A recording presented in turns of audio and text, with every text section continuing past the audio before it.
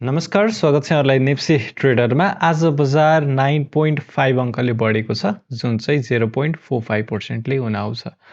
आज बजार हेर्छौँ भने 2079.62 मा चाहिँ पुगेको छ। त्यस्तै आजको दिन हेर्छौँ भने 118 वटा कम्पनीहरूको चाहिँ मूल्य बढेर गएको छ भने 118 वटै कम्पनीहरूको चाहिँ मूल्य आज घटेको छ है। बढ्ने र घट्ने दुवै कम्पनीहरू बराबर नै रहेका छन्। त्यही पनि बुलले नै चाहिँ जितेको हामी हेर्न सक्छौँ। 11 वटा कम्पनीहरूको चाहिँ मूल्य जस्ताको त्यस्तै रहेको छ। टप गेनरको कुरा गर्छौँ भने एमकेएलबी ले आज सर्किट लगाएको छ। त्यस्तै HRL को आज तेस्रो दिन भयो सर्किट निरन्तर रूपमा चाहिँ लागिरहेको छ। त्यस्तै MKCL ले सर्किट लगाएको छ। त्यस्तै NWCL, NGPL है, त्यस्तै अर्को USLB ले चाहिँ आज 9.11% को चाहिँ वृद्धि हासिल गरेको छ। टप लुजरको कुरा गर्छौँ भने छिमेक लघुवित्त CBBL है, यसले चाहिँ आज 5.95% को चाहिँ आज यसमा गिरावट भएको छ। त्यस्तै एउटा डिभेन्चर रहेको छ GBILD, त्यस्तै UHEWA, MKHC, NHTL, यी कम्पनीहरू चाहिँ आज टप लुजरको सूचीमा चाहिँ आएका छन्।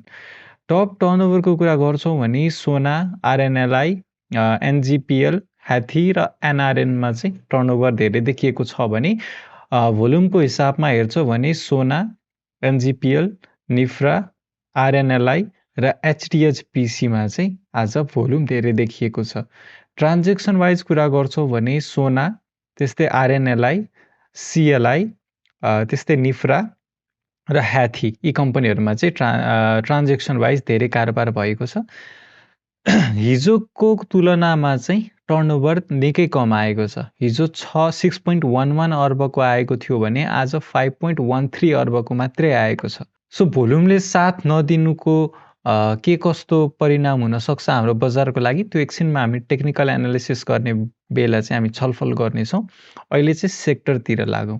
सो ब्याङ्किङ इन्डेक्स हेर्छौँ भने आज 1.12% ले बढेको छ। डेभलपमेन्ट ब्याङ्क हिजो 5% ले बढेको सेक्टर आज 0.47%, एकदमै सानो करेक्सन देखिएको छ, किनभने डेभलपमेन्ट ब्याङ्क निकै धेरै बढेर गएको पनि थियो है। त्यस्तै फाइनेन्समा पनि सानो करेक्सन देखिएको छ 0.10% को।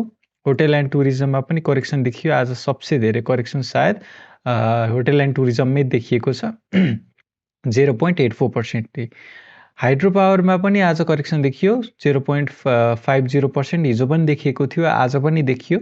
सो 2 दिन भयो करेक्सन हुन थालेको, तर नेप्सेको स्टिल ट्रेन्ड चाहिँ अप ट्रेन्ड नै देख्न सक्छौँ। इन्भेस्टमेन्ट 0.63 ले घटेको छ, लाइफ इन्सुरेन्स 0.25 ले घटेको छ।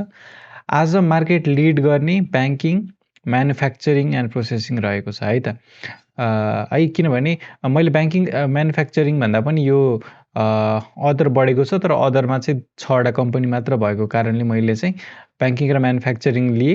ब्याङ्किङ किन पनि लिए भन्दाखेरि ब्याङ्किङमा चाहिँ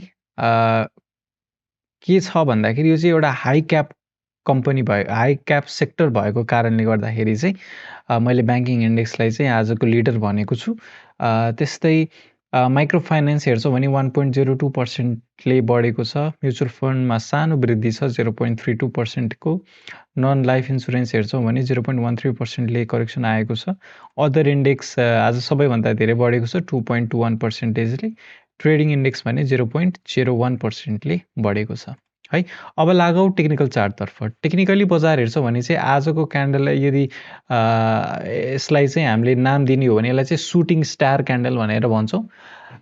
र मैले के पनि भनेको थिएँ भन्दाखेरि यदि कि भने एउटा करेक्सन आउन सक्छ, यो ग्याप फिल भएको यसलाई चाहिँ पुर्न सक्छ, अथवा एक्सट्रिम बुलिस हो भने चाहिँ यो हाईलाई कटाएर जानुपर्छ। र बजार सुरु भएपछि त्यस्तै पनि देखिएको थियो है। बजार सिधै माथितिर गएको थियो, तर दिनभरिमा है बिस्तारै हेर्छौँ भने दिनभरिमा घट्दा चाहिँ घटेर आएको बजार हो यो है। यो घटेर बढेर है त्यसरी बढेको बजार होइन कि बढुन्जेलसम्म बढिसकेपछि बिस्तारै घट्दै लगातार डाउन ट्रेन्ड चल्दै आएको चाहिँ आज चार्ट बनेको, त्यस हिसाबको चाहिँ आज ट्रेन्ड चाहिँ बनेको छ है त। अब हामी टेक्निकल इन्डिकेटर लगाएर हेर्दाखेरि है भोल्युम पनि कम आएको छ। अब यो सबै कुराहरू इन्डिकेटरमा रिफ्लेक्ट भइ नै हाल्नेछ। आरएसआई लगाएर हेर्दाखेरि चाहिँ आरएसआई चाहिँ आज पनि बढेको छ। हिजो चाहिँ 61.53 मा थियो भने आज 62.74 मा पुगेको छ। यो आरएसआईको सानो वृद्धि भनेको अहिले ठुलो स्विङ आइसकेको छैन। बजार चाहिँ स्टिल बुलिसतिरै जाँदैछ भन्ने कुराको सङ्केत गर्छ भने अर्को इन्डिकेटर एमएसिडी लगाएर हेर्छौँ भने आज यसमा पनि जुन सेल सिग्नल आएको थियो चाहिँ बिस्तारै बिस्तारै घट्दै गइरहेको छ। अब यस्तै खालको है माथि नै एउटा रेड क्यान्डल बने पनि भोल्युम धेरै आएर त्यतिर सस्टेन गरिदियो भने पनि यो बाई सिग्नल जेनेरेट हुने चान्स चाहिँ म्याक्सिमम छ है त। है एमएसिडी अनुसार पनि पोजिटिभ हुँदै गएको हेर्न सक्छौँ। पोजिटिभ भइसकेको छैन, बाई सिग्नल आइसकेको छैन, तर स्टिल पोजिटिभ चाहिँ छ है। यसलाई चाहिँ मैले काटिदिएँ, एउटा राखेँ है त। त्यस्तै अर्को महत्त्वपूर्ण इन्डिकेटर बोलिङ्गर ब्यान्ड लगाएर हेर्छौँ भने यो खुम्चिँदै गरेको जुन ट्रेन्ड थियो त्यो चाहिँ अहिलेको लागि अलिकति सिधा हुन गएको छ।